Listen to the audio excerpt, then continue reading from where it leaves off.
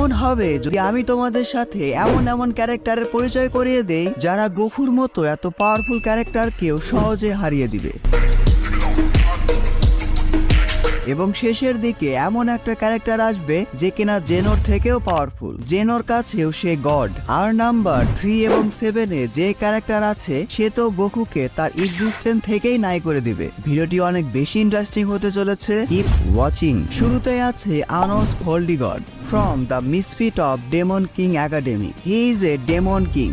Goku বর্তমানে যে পাওয়ার লেভেলে আছে সে তুলনায় আনোসের কাছে পাত্তাই পাবে না। আনোস গোকুর মতো এত মাস্কুলার না হলেও সে ডেমন রেসের মোস্ট পাওয়ারফুল এন্টিটি। গোকু তার স্ট্রংগেস্ট ফর্মের যতই ডেডলি অ্যাটাক আছে যেমন কামিহামিহা বা স্পিড বম অথবা আল্ট্রা ইনস্টিংক্ট, কোনো কিছুই আনোসের কিছুই করতে পারবে না, কারণ সে ইমমর্টাল। আনোস এতই পাওয়ারফুল যে সে জাস্ট তার আঙ্গুলের সাহায্যেই পুরো একটা ইউনিভার্সকে ডিস্ট্রয় করে দিতে পারবে। Misfit of demon king academy অ্যানিমিতে একটা ফ্যান ফেভারিট এবং ওভার পাওয়ার সিন আছে যেখানে আনোস জাস্ট তার হার্টবিট দিয়ে একটা পাওয়ারফুল অ্যানিমিকে হারিয়ে দিয়েছিল। ইয়েস, জাস্ট হার্টবিট দিয়ে। 気づいたか？心臓の鼓動だ。 এবার তোমাদের সাথে এমন একটা ওভার পাওয়ার ক্যারেক্টারের সাথে পরিচয় করিয়ে দিব যে কিনা গোকুকে জাস্ট তার থট দিয়ে মেরে ফেলবে। ইয়োগেরি তাকাতো ফ্রম ইনস্ট্যান্ট ডেথ অ্যানিমে। অ্যানিমের নামটাই হলো তার পাওয়ার, ইনস্ট্যান্ট ডেথ। অর্থাৎ তার কাছে এমন স্পেশাল পাওয়ার আছে যার সাহায্যে সে জাস্ট তার থট বা চিন্তা দিয়েই পাওয়ারফুল থেকে পাওয়ারফুল ক্যারেক্টারদের মেরে ফেলবে, জাস্ট মেরে ফেলবে। হ্যাঁ, ইট ডাজেন্ট ম্যাটার সে কত বেশি পাওয়ারফুল বা তার কাছে ঠিক কি লেভেলের পাওয়ার আছে। と言われてもね。死になさい。お前が死ね。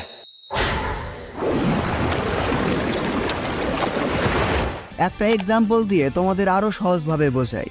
ধরো গোকু তার স্ট্রংগেস্ট ফর্ম মাস্টার আল্ট্রা ইনস্টিংক্টে ইয়োগিরির সামনে দাঁড়ালো। ইয়োগিরি এতটাই ওভার পাওয়ার ক্যারেক্টার যে সে জাস্ট ভাবলো যে গোকু মরে গেছে। ব্যাস, গোকু সত্যি সত্যিই মরে যাবে। সে কিভাবে মরলো, কেন মরলো, কোন অ্যাটাকে মরলো, এমনকি কে তাকে মারলো সেটাও বোঝার উপায় নেই। This is instant death ability for you.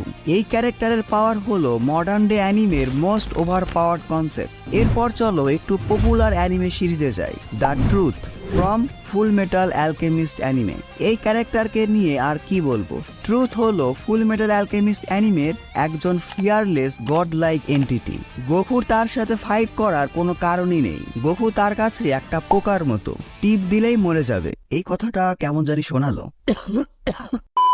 Truth হলো অমনিপ্রেজেন্ট এবং একই সাথে অমনিশিয়েন্ট বিং। সহজভাবে বলতে গেলে যত লিভিং, নন লিভিং, এক্সিস্টেন্ট, নন এক্সিস্টেন্ট, এমনকি ক্রিয়েটেড বা নন ক্রিয়েটেড বিষয় আছে সবকিছুই তাদের আন্ডারে। এবার বলো এরকম পাওয়ারফুল ক্যারেক্টারের সামনে গোকু কি আসলেই দাঁড়াতে পারবে?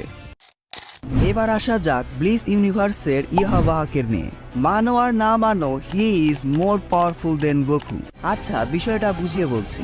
দেখো, ব্লিস 1000 ইয়ার ব্লাড ওয়ারে ইহাওয়াহা কতটা পাওয়ারফুল ক্যারেক্টার তা তোমরা সবাই জানো। He has the power of the Almighty.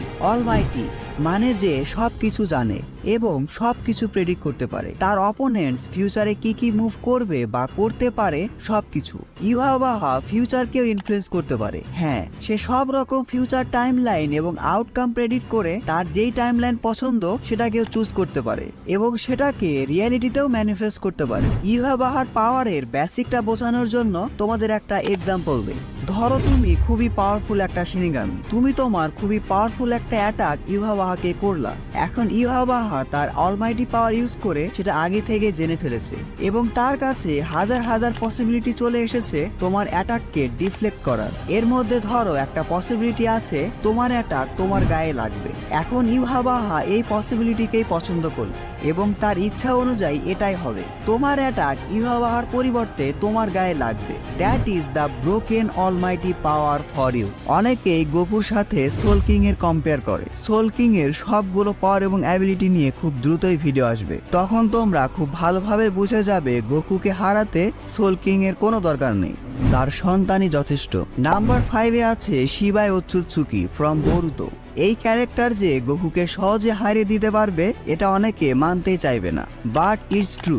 উচ্চচুকিরা তো এমনিতেই গড, কিন্তু শিবায় তাদেরও গড। বলা হয়ে থাকে সবগুলো উচ্চচুকির কম্বাইন্ড পাওয়ারের থেকেও তার পাওয়ার বেশি। এজন্য এই গড অফ অল উচ্চচুকির কাছে এমন এমন পাওয়ার এবং অ্যাবিলিটি আছে যার সামনে গোকুর মতো এত পাওয়ারফুল ক্যারেক্টারও টিকতেই পারবে না। তাকে নিয়ে এখনো আমাদের খুব বেশি ডিটেল জানানো হয়নি, তবে তার কাছে টাইম এবং space control, destiny manipulation, mind read এবং কন্ট্রোল, মোস্ট পাওয়ারফুল শিনজুৎসুর মতো অমনিপোটেন্স পাওয়ার আছে। সো বুঝতে পারছো গোকু হ্যাজ নো চান্স। এবার আমি যেই ক্যারেক্টারকে নিয়ে কথা বলবো সেটা হলো Wang Ling from the daily life of immortal king. Anime হিস্ট্রির one of the most over power character. সে এত বেশি পাওয়ারফুল যে তার পাওয়ার সিল করা, কারণ সেটা আনলিশ হয়ে গেলে পৃথিবী সহ পুরো ইউনিভার্সই ডিস্ট্রয় হয়ে যেতে পারে। কিন্তু তারপরেও সে অ্যানিমের মোস্ট পাওয়ারফুল ক্যারেক্টার। তোমরা তার বিয়ন্ড গড লেভেল পাওয়ারের ধারণা এটা শুনে পেতে পারো যে তার গার্লফ্রেন্ড মারা গেছে। সে অনেক চেষ্টা করেও তাকে আর বাঁচাতে পারেনি, কারণ এটাই ছিল তার ডেস্টিনি। বাট সে শুধুমাত্র তার গার্লফ্রেন্ডের সাথে থাকার জন্য নিজে আলাদা একটা ইউনিভার্স ক্রিয়েট করে, সম্পূর্ণ আলাদা একটা রিয়ালিটি যেখানে তার গার্লফ্রেন্ড বেঁচে আছে। সো এমন গড লেভেল ক্যারেক্টার গোকুকে অবশ্যই হারাতে পারবে, কারণ তার পাওয়ার হলো অ্যাবসলিউট উইল, অর্থাৎ হি ইজ দ্য গড। সে যেটা ইচ্ছা করবে সেটাই হবে। সো গোকু ভার্সেস ওয়াংলিং ফাইটে গোকু হেরে যাবে।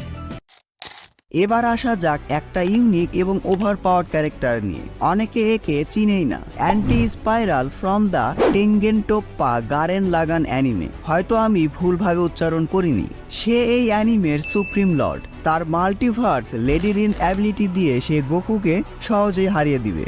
সে এত পাওয়ারফুল যে ফাইটিং এর সময় সে তার অপোনেন্টসের দিকে প্ল্যানেট থেকে প্ল্যানেট, এমনকি পুরো একটা গ্যালাক্সিকেও ছুঁড়ে ফেলতে পারে। সে সিরিয়াসলি ফাইট করলে মাল্টিভার্স পর্যন্ত ডিস্ট্রয় হয়ে যেতে পারে। একে তোমরা জেনোর থেকেও পাওয়ারফুল বলতে পারো। সো এটা বলার আর অপেক্ষায় থাকে না যে গোকু অ্যান্টি স্পাইরালের সামনে দাঁড়াতেই পারবে না।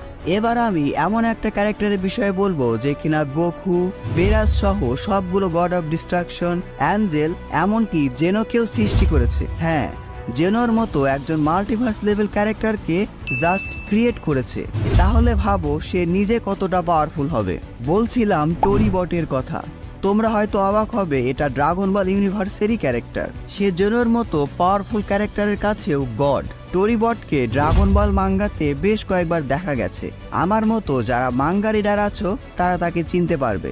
সে হলো আকিরা তোরিয়ামার অবতার, আকিরা তোরিয়ামা, যে কিনা ড্রাগন বল রাইটার এবং god of this masterpiece series. এজন্য সে সব ক্যারেক্টারদেরই সৃষ্টি করেছে। গোকু কেন, জেনো সহ সব পাওয়ারফুল ক্যারেক্টার মিলেও তাকে হারাতে পারবে না। I mean he is the writer. সেই সব ক্যারেক্টারদের যেভাবে চালাবে সবকিছু সেভাবেই চলবে। আশা করি ভিডিওটি তোমাদের অনেক বেশি ভালো লেগেছে।